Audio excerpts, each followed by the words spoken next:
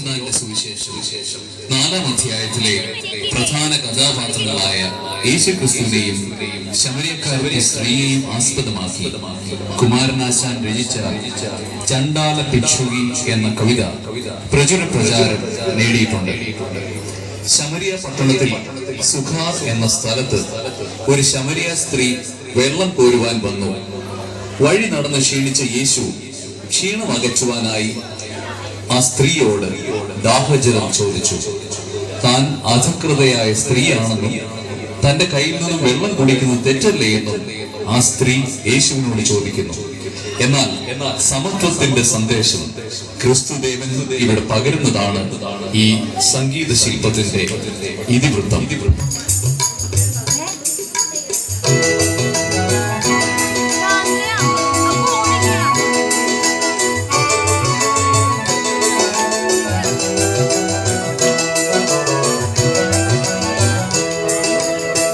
നട്ടുച്ച നേരത്ത് കിണറിന്റെ തീരത്ത് വെള്ളത്തിനായി ഞാൻ കാത്തിരിപ്പു.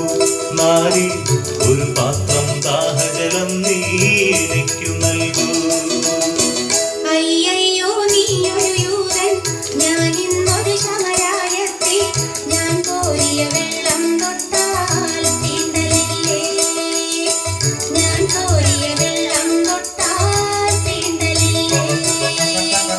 അറിയുന്നില്ലേതും നീ എന്നോടു നീ ചോദിച്ചാൽ ജീവന്റെ ജലം കോരിത്തരുമല്ലോ ഞാൻ, ജീവന്റെ ജലം കോരിത്തരുമല്ലോ ഞാൻ.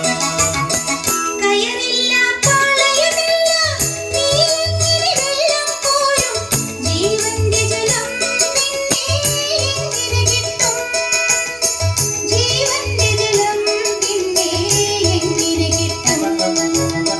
ഞാൻ നൽകും നിത്യജലം നീ വിശ്വാസമിയെന്നു കുടിച്ചാൽ നാരി നിനക്കൊരു നാളും ദാഹിക്കില്ല, നാരി നിനക്കൊരു നാളും ദാഹിക്കില്ല.